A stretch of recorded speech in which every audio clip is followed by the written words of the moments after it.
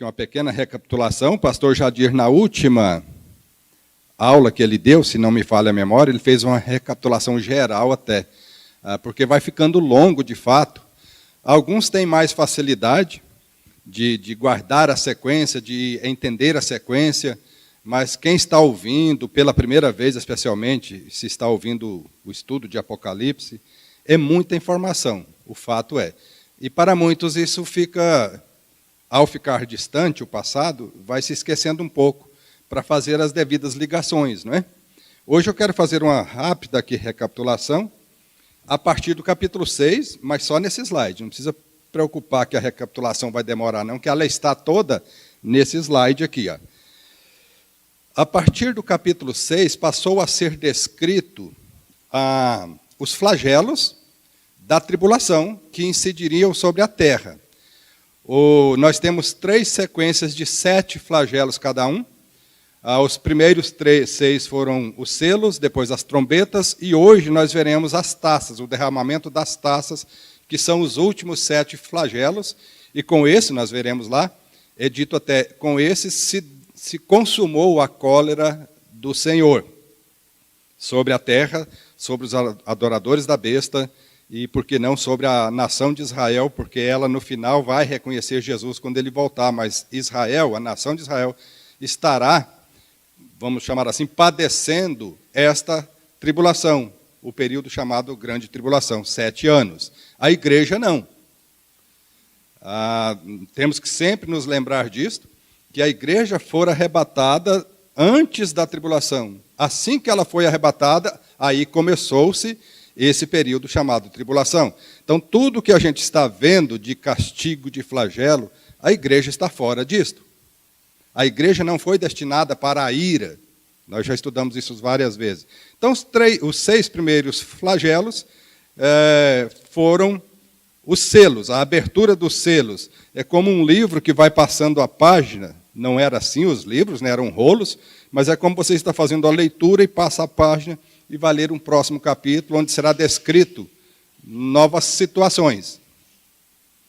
E sempre, tanto na abertura dos selos, no toque das trombetas, como no derramar das taças, há parênteses. Daniel, que é um livro extremamente escatológico também, ele faz isso.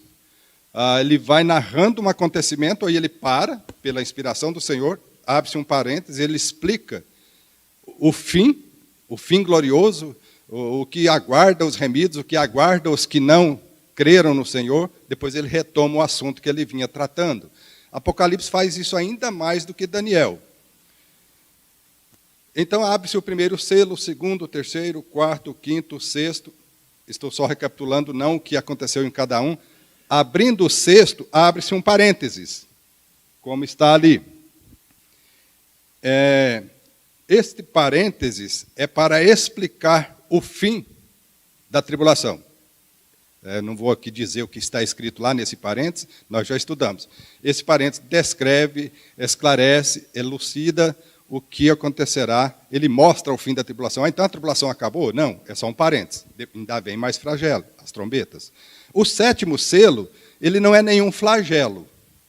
Quando se abre o 7º selo, não é derramado nenhum flagelo sobre a terra. O 7º selo, a descrição ali é apenas para mostrar o próximo flagelo, que é as trombetas.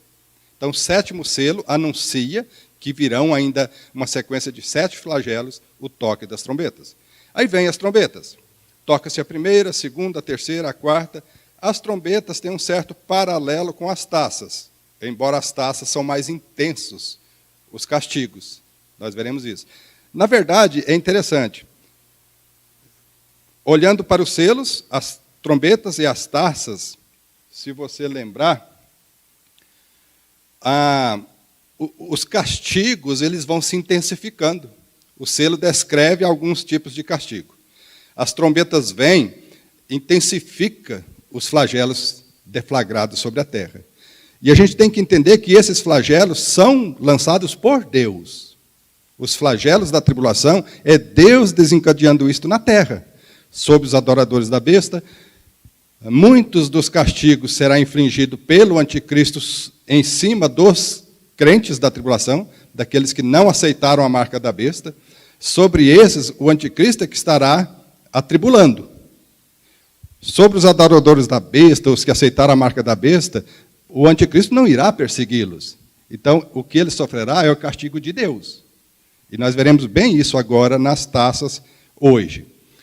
Então, toca-se a primeira, a segunda, a terceira, a quarta, aí abre-se um parênteses antes do toque da quinta trombeta. Esse parênteses da quarta para a quinta, vocês vão se lembrar, eu vou falar aqui, vocês vão se lembrar. Esse parênteses é para anunciar ai, ai, ai da terra, por causa dos 3 ais que ainda faltam. Esse parênteses foi curtinho, só para mostrar isso. As trombetas ainda não terminaram. Ele para, e por assim dizer, o flagelo do toque das trombetas ainda não terminou. Faltam 2. E ai da terra, por causa dos 3 flagelos que ainda faltam. E a quinta trombeta, então, descreve esses 3 flagelos. Demônios saindo do abismo, vocês lembram que o pastor Assis está na glória. O pastor Jadir falou disto, né? Isso acontece. Esta semana foi muito puxada para mim. Reuniões a semana inteira do Conselho da Missão, de cedo até 8 da noite. Às vezes a mente de velho faz isso, tá bom? Justifiquei, né? Os 3 ais que faltam é descrito, então, na quinta trombeta e na sexta trombeta. Tocada a sexta trombeta, então, onde foi declarado os 3 ais que faltam, descrito os 3 ais que faltam, abre-se outro parênteses, bem curtinho este, para anunciar que o toque da 7ª trombeta seria para anunciar os 7 últimos flagelos que faltam, que seria o derramamento das taças, que é o que veremos nesta manhã. Aí vem as taças, nós vamos estudar hoje, derrama-se a primeira, a segunda, a terceira, a quarta, a quinta, a sexta, abre-se um parênteses. A 7ª é para mostrar, para descrever, declarar, de fato aí no estudo, o fim para os salvos, né? É algo glorioso para os salvos da tribulação. É o fim do sofrimento de vocês. Cristo está voltando. Então, declara, mostra a volta de Cristo, salvando os que creram nele na tribulação, que não aceitaram a marca da besta, e que por isso estava padecendo sob a mão da besta, sob a perseguição da besta. A 7ª taça descreve isso, esse parênteses descreve isso. O capítulo 15, para a gente, pode pular o slide, o capítulo 15 já foi estudado, eu sei que ele já foi estudado. O 16 é que vai descrever cada uma das taças derramadas. Mas eu quero rapidamente ler os versículos aqui, porque já foi estudado, eu não preciso me delongar aqui. O capítulo 15, versículo 1, é dito que foi visto no céu outro grande sinal e admirável, 7 anjos tendo 7 últimos flagelos, pois com esses se consumaram, ou se consumou, a cólera de Deus. Esse termo aqui, com esses 7 últimos flagelos das taças, como eu já adiantei, termina a tribulação. E aqui está falando, pois com esses serão 7 últimos, porque com esses se consumou a cólera de Deus. Cólera, a ira, a indignação de Deus. Consumou é o mesmo verbo no grego, né, que Jesus expressou lá na cruz, quando ele foi crucificado. Antes de tombar a cabeça, Jesus falou, os teólogos gostam de usar, né, tetelestai, está consumado, está concluído, está finalizado. O que era o preciso fazer para a salvação do homem está concluído. Cristo lá dizendo, tetelestai, está consumado. Aqui é a mesma coisa, a mesma expressão. O propósito de Deus com a tribulação, ao chegar ao final da última taça derramada, completou-se a ira de Deus. É nesse sentido de completar. Versículo 2, vi como que um mar de vidro mesclado de fogo, e os vencedores da besta, da sua imagem e do número do seu nome, que se achavam em pé no mar de vidro, tendo harpas de Deus. E aí eles entoavam o cântico de Moisés, é dito aqui, e o cântico do Cordeiro. Esses cânticos, na verdade, é um só cântico. É o cântico da vitória. O cântico da vitória sobre a perseguição que estavam sofrendo, o cântico da vitória de não terem adorado a besta, nem aceitado sua marca, mas ficados firmes, os da tribulação, na sua fé em Cristo, a despeito até da própria morte física, e agora são vencedores. Até os que morreram por Cristo na tribulação, como todos nós hoje ainda também, né, ou já, somos vencedores mesmo quando morremos fisicamente. Porque a morte é a vitória para estar com o Senhor. E esse cântico de Moisés e o cântico do Cordeiro, ele é para descrever isso. A vitória por terem crido em Cristo e rejeitado a marca da besta. E aqui é dito que, no versículo 2, que foi visto como que um mar de vidro, mesclado de fogo, então tem esses dois aspectos, e nesse mar de vidro, os vencedores da besta. Não é vencedor por ter derrotado-a, por não ter submetido a ela, por não ter se submetido a ela. Porque quem se submeter a ela não morrerá fisicamente durante a tribulação, mas morrerá eternamente no lago de fogo. Conseguiram pegar? Então, vencedores aqui é no sentido de não perder ou não sofrer a morte eterna por não ter se curvado à besta, né? E por que mar de vidro mesclado de fogo? Mar, na escatologia, nós vamos estudar o capítulo 17, e espero em Deus mesmo que o pastor Jadir esteja aqui à frente para o capítulo 17 e continuar o livro de Apocalipse como um todo, né? É o meu desejo, e sei que o desejo de todos vocês, vê-lo de volta aqui à frente, em pé, não só dando o estudo, mas nos alegrando com a sua presença. E mar, lá no capítulo 17, em outros textos também, mostra-se muito claramente que mar, na escatologia, quando é mar mesmo, o texto vai mostrar isso claramente. Mar representa a multidão na sua instabilidade, porque mar, onda, dá a ideia de falta de firmeza, falta de estabilidade. Então, mar, escatologicamente, quando o texto hermeneuticamente nos dá esta garantia para interpretar assim, mar simboliza povos, nações, os gentios na sua instabilidade. O capítulo 17, por isso que eu disse dele, vai mostrar isso, e ele mesmo interpreta dessa forma, com muita clareza. Sendo que mar representa os povos, e aqui está sendo dito, vi como que um mar de vidro mesclado de fogo, e os vencedores da besta e da sua imagem e do número da sua besta que se achavam em pé no mar de vidro. Mar representa povos. Mar de vidro, vidro, transparência, fala de quê? De pureza. Então, esse mar de vidro aqui é o mar dos salvos da tribulação. Aqui está falando dos salvos da tribulação, mar de vidro, pureza, purificados pelo sangue de Cristo, pela fé no sacrifício de Cristo. Mesclado de fogo, a tribulação pela qual passaram. Mesclado de fogo. A salvação deles não foi por causa da tribulação, foi pela fé no sangue de Cristo. Mas eles, para professar essa fé em Cristo, foram muito atribulados durante o período da tribulação. Por isso, mesclado de fogo, né? Mas foram vitoriosos, apesar de toda a perseguição, como o texto está dizendo, e cantavam, inclusive, esse cântico de Moisés e do Cordeiro, né? O cântico de Moisés, se vocês lembrarem de Êxodo 15, assim que atravessaram o Mar Vermelho, o exército faraó veio, e logo em seguida, se eles passaram, nós também podemos passar, né? O mar aberto ainda, quando estavam no meio do mar, o que ocorreu? O mar fechou sobre eles. E aí Miriam, irmã de Moisés, entoou aquele cântico, e toda a congregação, ela compôs, pelo que dá a entender lá, e cantou, puxou o canto, e todo o arraial de Israel entoou aquele cântico, glorificando a Deus por tê-los libertado e por ter afundado o inimigo no mar, né, atrás deles. A ideia aqui é essa, eles triunfaram da besta no final da tribulação, eles triunfaram da perseguição da besta e foram salvos por isso. Em contrapartida, a besta, nós veremos lá no final, o falso profeta, a besta e o dragão foram lançados no lago de fogo. Análogo ao mar que fechou-se sobre Faraó e seus soldados.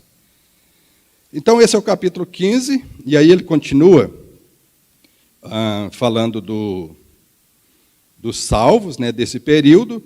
Eu estou falando isso para introduzir o capítulo 16, que vai descrever, então, agora o derramamento das 7 taças, contendo os 7 últimos flagelos. Os anjos, então, tomaram cada um a sua taça, versículos 6, 7 e 8 do capítulo 15 está mostrando isso. E quando eles encheram a taça, e é interessante, deixe-me, porque o versículo 5 fala do santuário que foi visto no céu, a presença de Deus, né, o trono de Deus. Versículo 6, e os 7 anjos que tinham os 7 flagelos saíram do santuário vestidos de linho puro e resplandecente, santidade, por estarem na presença de Deus, e cingidos ao peito com as cintas de ouro. Então, um dos 4 seres viventes, que nós já estudamos, deu aos 7 anjos 7 taças de ouro, cheias da cólera de Deus, que vive pelos séculos dos séculos. O santuário se encheu de fumaça procedente da glória de Deus, aquela fumaça Shekinah, a glória de Deus, e do seu poder, e ninguém podia penetrar no santuário, enquanto não se cumprissem os 7 flagelos dos 7 anjos. Então houve como que um clímax, né? As 7 taças vai consumar a cólera de Deus, e vai dar fim, colocar fim à tribulação. É como que aquela expectativa, ninguém entrou na presença de Deus até que aquilo fosse cumprido. E aí no versículo 1, 2 e 3 e seguintes do capítulo 16, serão então descritas o derramar dessas taças. Cada um foi derramando a sua taça. Pode passar? Então, versículos 1 e 2 do capítulo 16, vamos ver o derramamento da primeira taça.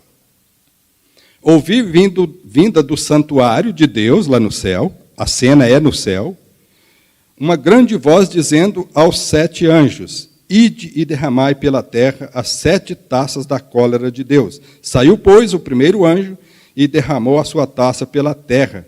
E os homens portadores da marca da besta e adoradores da sua imagem sobrevieram úlceras malignas e perniciosas. Notaram um detalhe aqui? Vocês que estão em casa e os daqui, né? Quando esta taça foi derramada, surgiram tumores, úlceras, sobre quais pessoas? Os adoradores da besta. É muito interessante o paralelo aqui com as 10 pragas no Egito. O povo de Deus estava imune a algo que dali 2 metros estava acontecendo. Até algo assim de enfermidade parece que dá para a gente entender, né? Até aqui o povo está sadio, dali para lá todos ficaram leprosos. Mas das trevas, você já parou para imaginar? Quando veio lá no Egito a praga das trevas, ficou noite, o texto lá diz, quase que podia apalpar a escuridão de tão negro que ficou em pleno dia. A escuridão ficou tamanha que ninguém podia andar, nem apalpando. E ali do outro lado da rua, o povo de Israel nas suas casas, era dia perfeito. Mas como que isso é possível? Isso só é possível porque é Deus que está fazendo. Só era possível porque Deus estava fazendo. Das fontes de água, da mesma forma, o povo de Israel tirava água, saía água. O povo do Egito tirava água, saía sangue. Então, esta praga aqui, esse flagelo, sobreveio sobre os adoradores da besta. Os salvos da tribulação não estão sofrendo, nessa altura do nosso estudo aqui, vamos nos colocar dentro da tribulação no imaginário. Então vieram essas úlceras sobre os adoradores da besta. Mas o povo de Deus, que não aceitou a marca, os salvos, não estavam sofrendo? Este flagelo, não. Porém, estavam sob a perseguição da besta. Não pode comprar, não pode vender, tem que lembrar sempre dessas coisas. Até emprego, para conseguir emprego, isso tudo vai ser uma calamidade que não se pode fazer ideia. Aí, por não ter emprego, não tem dinheiro, então vai ter fome. Isso sim, eles estarão sofrendo. Mas este flagelo aqui, que Deus é que está lançando, só os adoradores da besta estarão sofrendo esse flagelo. Não há úlceras sobre os salvos da tribulação. Não há feridas sobre os salvos da tribulação. E eles verão isso. Puxa, então eles vendo isso, eles crerão em Deus. Espera que nós vamos ver. Então esta foi a primeira taça. Tem bastante coisa aqui para frente, vamos caminhar, né? Versículo 3, a segunda taça. Derramou o anjo a sua segunda taça no mar, e o mar, se tornou em sangue como de morto, e morreu todo ser vivente que havia no mar. Isso não é hipérbole, não. Morreram todos os seres viventes. Não ficou um plâncton para a baleia se alimentar, e não ficou nenhuma baleia, porque o mar virou sangue. Faltou oxigênio no sangue, no mar, e os peixes morreram, não tendo como respirar. Morreram todos os seres viventes. Mas que tristeza, que dor isso pode trazer para a humanidade, esse tipo de flagelo. O mar, para nós brasileiros, não é tanto, exceto os do litoral, mas o mar é uma grande fonte de alimento para a humanidade. Há países, tive alunos em Peniel, nós tivemos, de São Tomé e Príncipe, que é uma ilha muito pequena comparada com o Brasil, o arroz com feijão deles é peixe. É peixe. O que para nós o comum é arroz com feijão, lá é peixe. É peixe cozido, é peixe assado, é molho de peixe. É peixe com arroz, basicamente o arroz e peixe, né? Então, em suma, isso vai faltar alimento para a humanidade. Se já vem difícil a coisa, com a falta de peixe, de frutos do mar, de um modo geral, para alimentar a humanidade, vai ser uma calamidade. Próxima, versículo 4 a 7, né, a terceira taça. Pode perguntar, Márcio. Bem no finalzinho.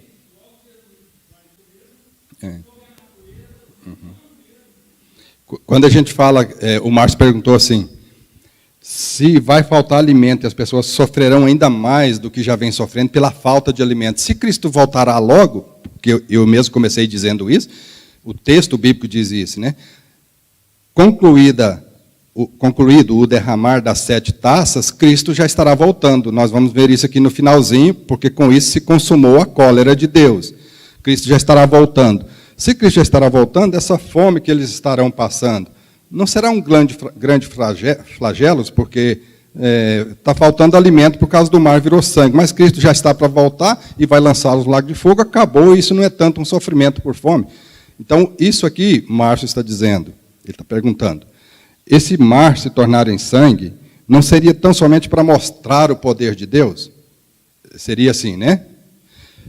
Márcio, quando a gente, irmãos, quando o texto fala, não é a gente, quando o texto está falando que breve Cristo voltará, vamos pegar nesse assunto que a gente está aqui. Derramando as 7 taças, consumou-se a cólera de Deus e logo ele virá. Esse logo não é um dia, 2 dias, 3 dias, uma semana. Esse logo pode ser os 6 últimos meses, por exemplo. Não é assim, não. Terminará, mas porque essa taça derrama. Para a gente entender, eu gosto de comparar com as 10 pragas por isso. As 10 pragas não foram em 10 dias, não. Não dá para a gente dizer se foram meses ou até ano, mas não foram 10 dias. Então, a coisa é longa, é demorada. Vocês lembram que Moisés vinha, falava, ele deixava o povo ir. Ele ia embora, passava algum tempo, ele voltava atrás do faraó e não deixava o povo ir. Então, isso passou dias, talvez semanas. Em breve tem esse sentido. E em escatologia, Márcio, é bom que se diga, quando Cristo, por exemplo, falou, os profetas falaram, os apóstolos falaram, que em breve Cristo virá. Esse breve é para Deus. Porque Deus não tem passado, presente e futuro, né? Então, quando ele fala que em breve voltarei, já tem 2000 anos. Que breve é esse? Esse breve na escatologia é assim, é tão certo que Cristo fará tal coisa, que ele pode dizer que em breve fará, mesmo que dure 1 milhão de anos. É tão certo que ele fará, que ele pode dizer, em breve farei. É mais nesse sentido. Não é o nosso breve o tempo que a gente fala, Deus ele usa 2 expressões para tempo, né? Cronos, isso para a nossa compreensão, ele usa quando ele vai falar de tempo, né? Que é para compreendermos, ele usa o termo cronos do grego, que aí vem cronômetro, né? Sucessão de tempo. Isso é para a nossa compreensão humana, quando está escrito assim. Para Deus é kairos. Gálatas 4:4. Vindo, pois, a plenitude dos tempos, Deus enviou seu Filho, nascido de mulher, para cumprir a lei, tal. No tempo de Deus, é kairos ali. Não é no tempo, porque Deus não precisa ver o tempo dessa forma que nós vemos. É no tempo certo de Deus. É diferente de cronos, de relógio, que você fica vendo os minutos passar. Deus não vê os minutos passar. Por isso ele pode falar, em breve voltarei. Mas tá. Versos 4 a 7 vai falar da terceira taça. E esta taça foi derramada, ao invés de no mar, foi derramada nos rios, né? Derramou o terceiro anjo a sua taça nos rios e nas fontes, não só em rio, em poços artesianos, em fontes de água potável. E se tornaram em sangue. Então ouviu o anjo das águas dizendo, tu és justo, tu que eras o santo, pois julgastes estas coisas. Que estas coisas? Ele está derramando isso sobre os adoradores da besta. E, consequentemente, então, eles são os perseguidores dos crentes da tribulação. E esse anjo está dizendo, justo é o Senhor, porque o Senhor julgou estas coisas. A perseguição que esses estão infligindo sobre os crentes da tribulação, o Senhor está julgando. Se vocês voltarem, quer ver? Capítulo 5, nós já estudamos. Capítulo 6, desculpa, capítulo 6. Eu falei 5 porque eu estou com o quinto na cabeça. O capítulo 6, quando foi aberto o quinto selo, vocês vão se lembrar que foi estudado isso. Quando abriu, viu-se os mártires debaixo do altar. Aqui a figura é o altar do holocausto. Ou seja, as vítimas que foram martirizadas pelo anticristo na tribulação, morreram martirizados. E esses mártires, as almas dos decapitados, né, eles clamavam. Versículo 10 do capítulo 6. Esses mártires que morreram, então, na tribulação, estão agora na presença de Deus, ele diz, clamavam em grande voz, dizendo, até quando, ó soberano Senhor, santo e verdadeiro, não julgas nem vingas o nosso sangue dos que habitam sobre a terra?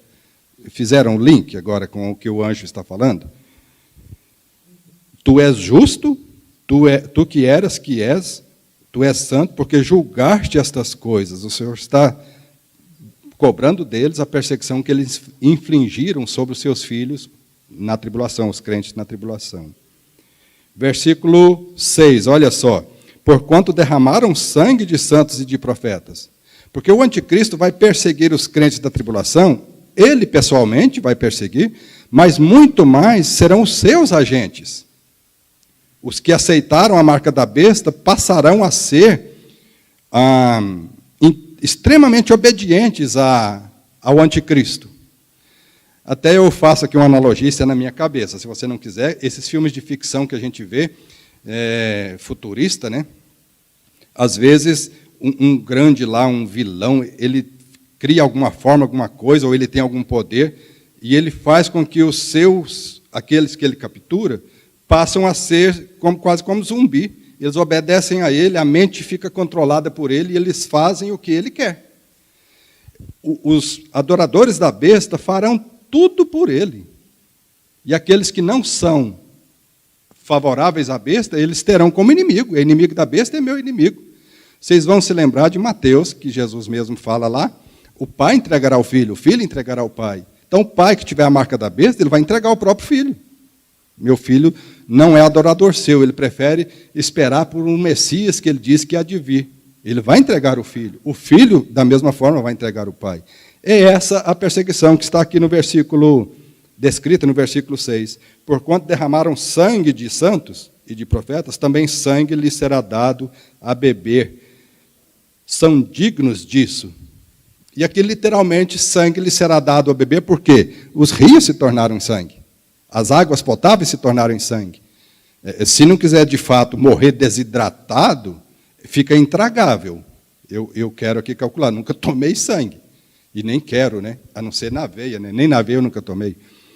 Mas chega-se um ponto de calamidade que a pessoa toma sem sangue, porque isso vai evitar que ela morra desidratada, pelo menos. É muito contado, os americanos, no Velho Oeste, alguns cowboys atravessando o deserto do Texas, calculava mal e se perdia, ou não conseguia chegar a tempo, e a água que ele calculou acabou. Ele calculou que desse para chegar em tal lugar, de fonte de água, e ele pegaria mais. Como não chegou, muitos sacrificavam o cavalo e tomavam o sangue do cavalo, para conseguir andar mais um pouco e chegar em algum lugar. No Saara, isso é um tanto comum até o dia de hoje.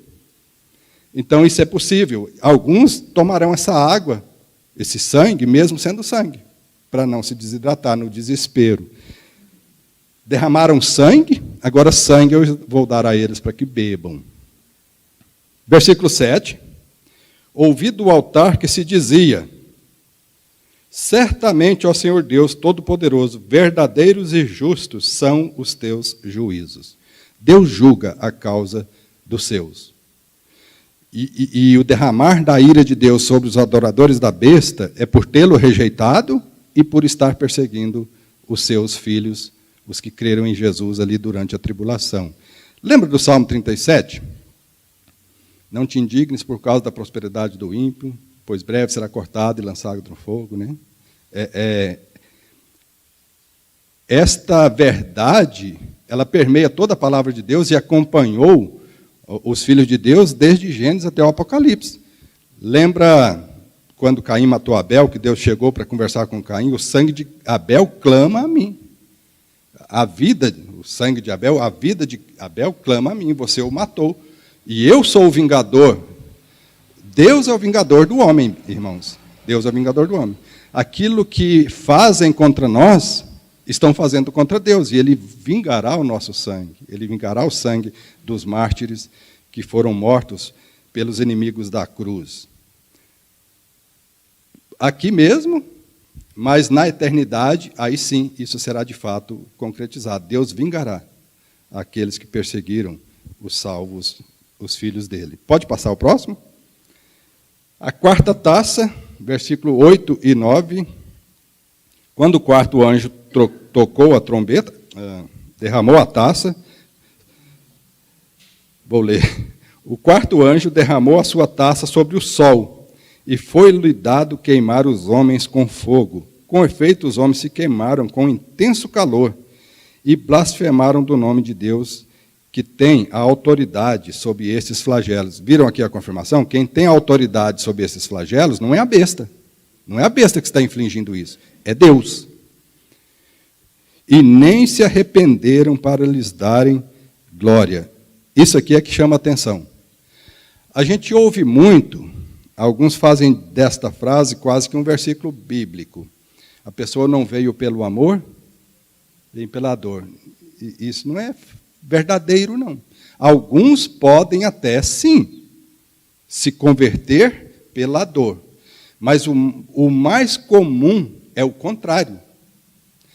Pessoas sofrendo, eu já vi e ouvi, pessoas passando por uma grande luta na vida, perda de um filho, uma parente do meu pai, né, minha está mais longe. Deus não é o que dizem que Ele é, senão Ele não teria matado o meu filho, permitido o meu filho morrer. Ele não teria permitido o meu filho morrer. A dureza da vida não necessariamente leva as pessoas a se converter, a crer em Jesus como Salvador, mas a blasfemar ainda mais de Deus. E nesse período aqui, como a coisa estará extremamente difícil, eles blasfemarão de Deus. E por uma razão, que aí até faz um pouco de sentido, porque eles atribuirão a Deus o que estarão sofrendo. E de fato é Deus. De fato é Deus. Mas por que Deus está fazendo isso? Para que o reconheçam. Assim como foram as pragas no Egito, volto a repetir. Aquilo foi para o povo de Israel, para fortalecer a fé deles? Sim, pensando no que aconteceu lá. Mas o texto de Êxodo lá, e outros textos na Bíblia, é para ver se amolecia o coração de Faraó e do povo do Egito. Deus queria fazer-se conhecido ao povo do Egito, para que eles entendessem, não são esses aí os deuses que vocês servem, verdadeiros deuses. Eu sou o verdadeiro Deus. Mas ainda assim, como a gente viu lá, não creram. O Faraó permaneceu duro. De igual modo aqui. Não é por causa do sofrimento que a pessoa vai chegar a um ponto de dizer: Deus, eu concordo, o Senhor é Deus. Haverá um tempo, num futuro distante, que só Deus sabe, que inclusive Satanás todo joelho se dobrará, inclusive de Satanás, admitindo, tu és o Senhor. Não só tu és o Senhor, mas tu és o único Senhor. Eu fico assim perplexo com aquele texto, ele é lá de Colossenses, quando fala que todo joelho se dobrará, está incluído aí Satanás e seus demônios. Eu fico tentando criar uma imagem na minha mente. Satanás e seus demônios se curvando diante de Jesus, isso não é sinônimo de salvação. Mas se curvando diante de Jesus e dizendo para ele, tu és o único Senhor. Coisa que Satanás quis, por isso custou a sua queda, né? Ele quis ser igual a Deus, não ser igual, mas até maior do que Jesus, Deus. Agora ele estará dizendo, tu és o único Deus. Mas isso no futuro, né? Aqui as pessoas, ao invés de confiarem no Senhor, de admitirem que estão errados e que Cristo é o único Senhor, eles blasfemarão de Deus e não lhe darão a glória devida. A próxima taça, a quinta taça, versículos 10 e 11. Derramou o quinto anjo, né, a sua taça sobre o trono da besta, cujo reino se tornou em trevas, e os homens remordiam a língua por causa da dor que sentiam. E mais uma vez, e blasfemaram o Deus dos céus por causa das angústias e das úlceras. Agora, está vendo a sequência? Eles estão sofrendo isso aqui, mas ainda estão com consequência das úlceras. Não sarou, não. A coisa vai intensificando, por causa das úlceras que sofriam, e não se arrependeram de suas obras. Uma coisa que é digna de nota, a gente já passou. Já passou, não vou voltar, só vou mencionar. E nem se arrependeram das suas obras. E quais seriam essas obras? Aí que eu quero voltar, mas só mencionando. Prostituição, homossexualismo, feitiçaria. Nesse período aqui, será como nunca houve na história da humanidade. Isso tudo será intensificado naquele período. Os homens serão... O satanismo, que a gente ouve falar muito hoje, que está até ficando muito aberto, né, igrejas satanistas mesmo, nesse período aqui será o culto a Satanás aberto. Tanto é que no capítulo 13, vocês vão se lembrar, que nós já estudamos, quando a besta emerge do mar, depois tem o falso profeta, o dragão, Satanás, dá à besta todo o seu poder, e o falso profeta, imitando o Espírito Santo, ele faz com que todos adorem a besta e o dragão. Estão lembrados daquilo? Então, a religião satânica não será algo assim meio escondido, será aberto. Nesse período será aberto. E essa religião vai incentivar a quê? Se hoje já é incentivado o homossexualismo, a prostituição, a pedofilia, o uso de drogas, lá estou falando baseado no texto, né? Alucinógenos, será uma coisa gigantesca, sem precedentes, como nunca houve. Então, nem se arrependeram de suas obras, de todas essas obras malignas dessa forma, moral e imoral, falta de amor e tudo mais. Não se arrependeram. Voltando aqui, quando foi derramada essa quinta taça, o trono da besta, onde a besta está, cujo reino se tornou em trevas. A gente tem que lembrar que o trono da besta, nessa altura, será no próprio templo de Deus ali em Israel.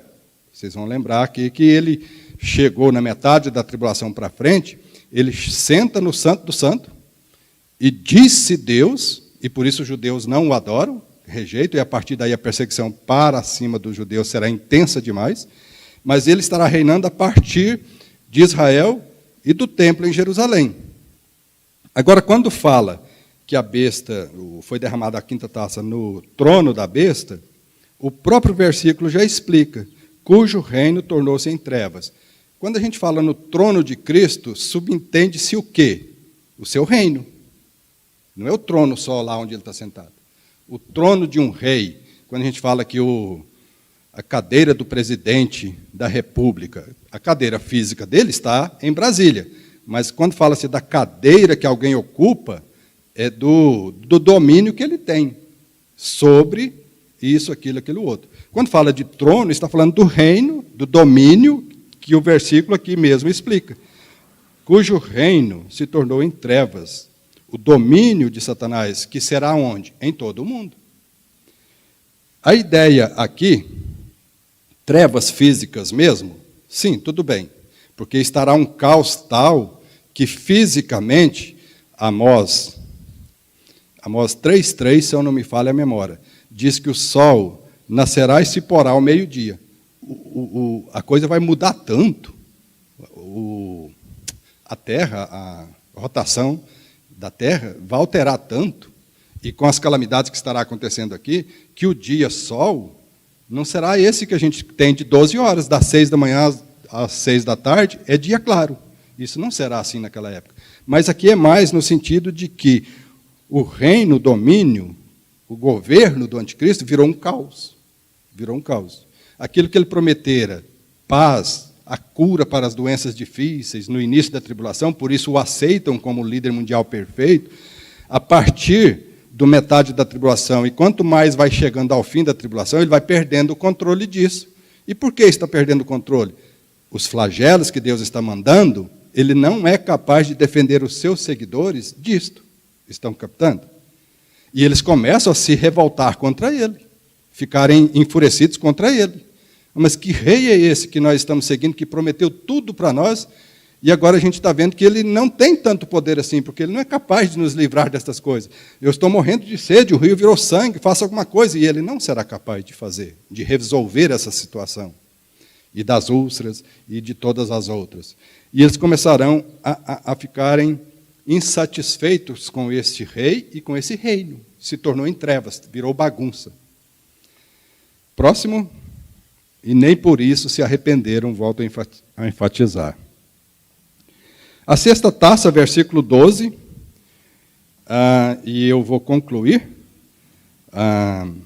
dos 13, versículo 13 ao 16, para fechar bem aqui, porque a sexta taça fala disso, né? Versículo 12. Derramou o sexto anjo, né, a sua taça sobre o grande rio Eufrates, cujas águas secaram para que se preparasse o caminho dos reis que vem do lado do nascente do sol. Então, pensa na geografia de Israel. Lá em Peniel zoavam muito, que eu gosto de ficar acenando, né? O mapa está ali. O nascente do sol, se você olhar ali o mapa do Irã, esse mapa é em inglês, mas Irã, para o lado do Irã, do mapa ali, olhando direito, para o lado direito, isso é o nascente do sol, está indo para o Oriente. Porque isso aqui é o Oriente Médio, né? Indo para o lado do Irã e indo assim, você vai chegar Índia, Paquistão, e indo você vai chegar na Mongólia, Japão, China, isso é Oriente. O nascente do sol é do Oriente, nós sabemos disso. Então, essas nações, que o versículo 12 está dizendo aqui, que as águas secaram, preparando o caminho para o lado do nascente do sol, preparando o caminho dos reis. Então, assuntem bem, a coisa está caminhando para o fim, para o desfecho. As nações, por causa da situação calamitosa que estarão enfrentando, eles atribuem isso a Deus, nós já vimos, e atribuirão isso também a esse povinho chamado Israel. A culpa é desse povo de Israel e do Deus desse povo de Israel. E eles, então, os reis da terra, combinarão de descerem, como sempre foi o seu desejo, na humanidade, ao longo da história, eles, então, ali descerão contra a nação de Israel para exterminar Israel do mapa. Talvez pensando, com isso a gente elimina, destruindo esse povo, a gente elimina esse povo de Deus, desse Deus, e aí isso acaba.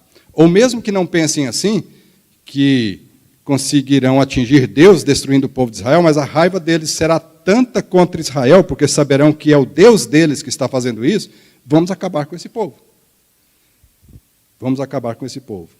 Esta é a intenção, quando essa taça é derramada, de secar o rio Eufrates. Agora você pode pensar, mas para que isso? Não precisa o rio Eufrates secar para que Israel seja invadido pelo exército do mundo, que aqui será o exército, ou os exércitos, né, do mundo inteiro virão contra Israel. Virão contra Israel. Nós vamos ver isso, o pastor Jadir vai estudar mais, quando chegar no capítulo 19, lá, de fato, é a descrição dessa vinda de Jesus e essa batalha chamada Armagedon. Aqui é um parêntese mostrando a batalha do Armagedon. Os reis da terra virão. Mas por que precisa o rio Eufrates secar para isso? Esses caças modernos aí, vêm tudo pelo ar e acaba com Israel em minutos. Tente imaginar comigo. até os Estados Unidos, mas alguns ficam pensando que os Estados Unidos protegerão Israel lá naquele período. Nem Estados Unidos. Hoje, sim, é um grande aliado. Mas nesse período aqui, as nações do mundo, o texto está dizendo, descerão contra Israel para destruí-lo. Mas vamos pensar, a Força Aérea da China, a Força Aérea da Rússia, não precisaria mais ninguém para vir e aniquilar com Israel, só via aérea, Força Aérea, sem ir com exércitos pelo chão. Viria por cima, se demorasse uma semana, seria o máximo, Israel estaria extinto. Por estas duas nações, eu estou dizendo.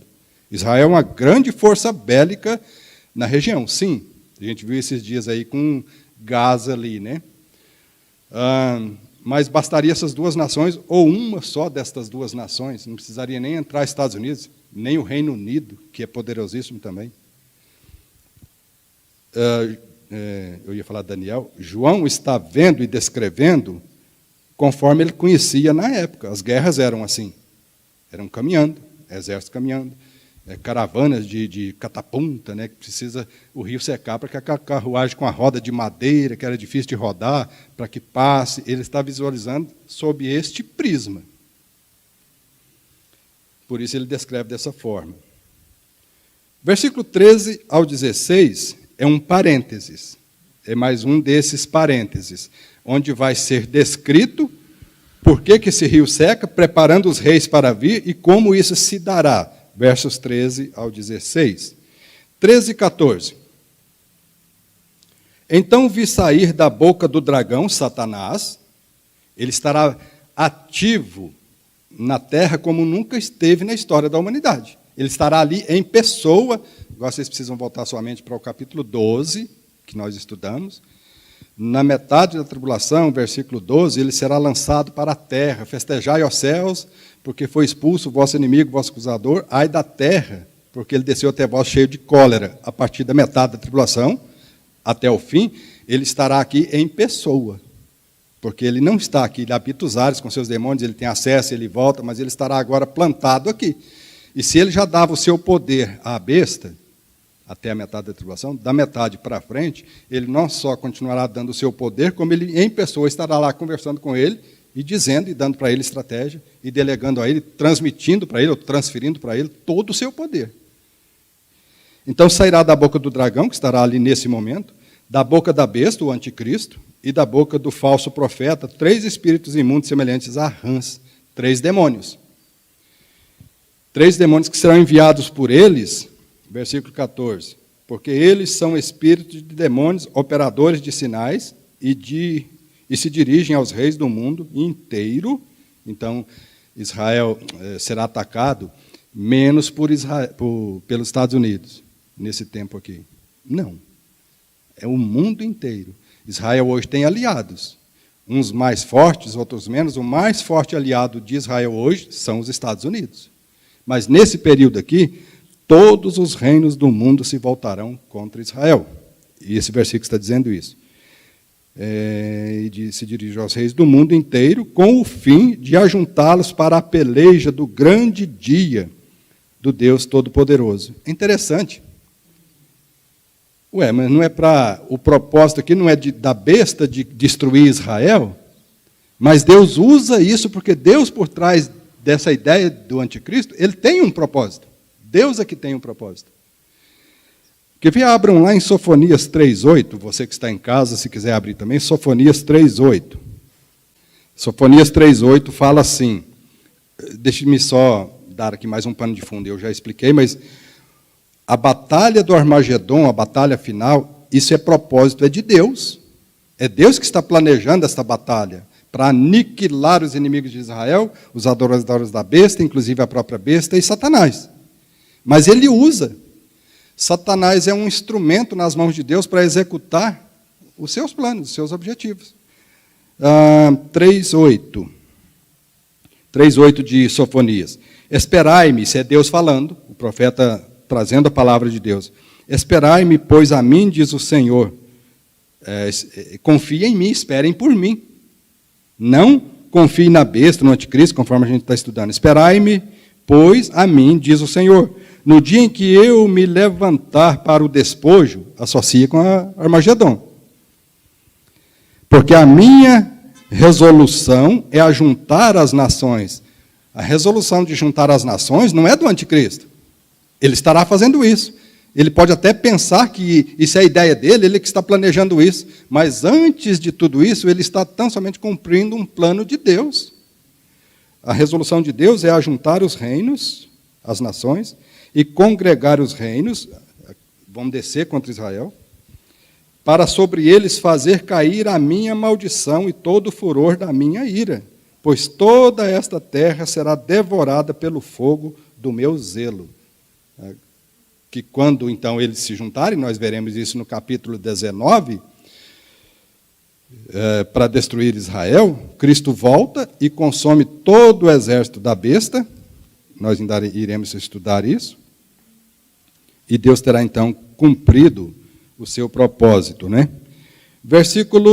Voltando para Apocalipse, a juntar para a peleja do grande dia do Senhor. O grande dia do Senhor é todo o período da tribulação. O clímax desse grande dia do Senhor será o finalzinho lá na Batalha do Armagedon. A Batalha do Armagedon é chamada o dia do Senhor. Mas toda a tribulação é o dia do Senhor.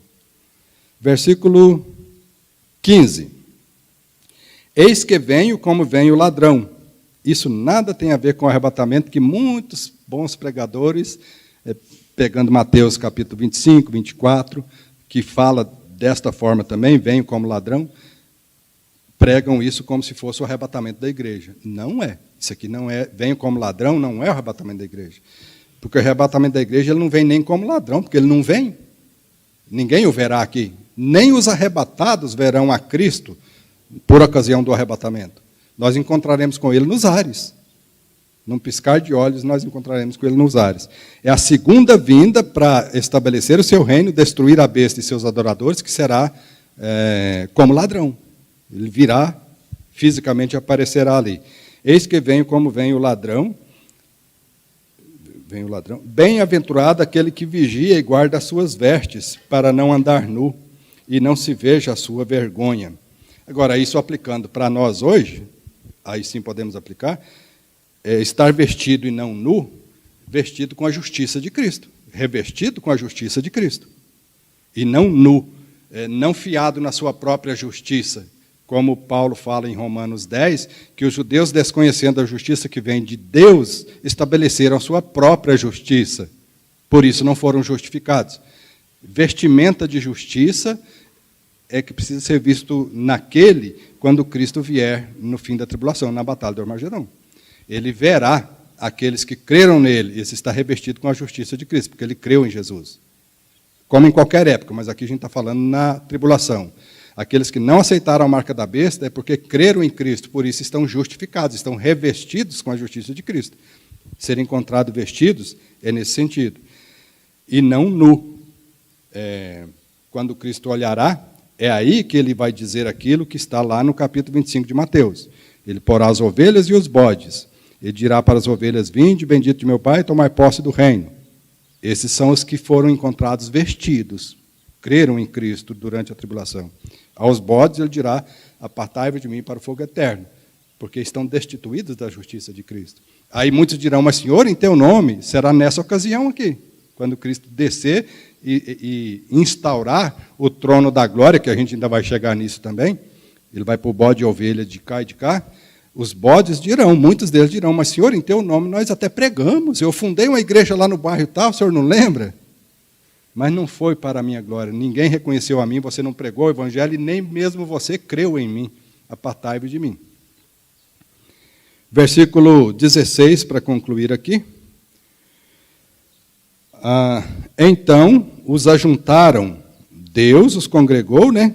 Deus os trouxe para um propósito.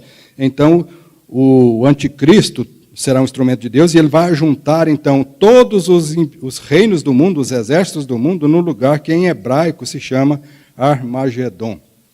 Aí virou sinônimo de batalha, de guerra, Armagedon. Mas Armagedon no hebraico significa literalmente montanha de Megido.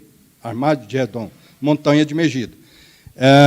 Foi palco que não é uma montanha, assim, porque Israel não é um país de grande relevo, de altos relevos, é mais ou menos baixo, são montes pequenos.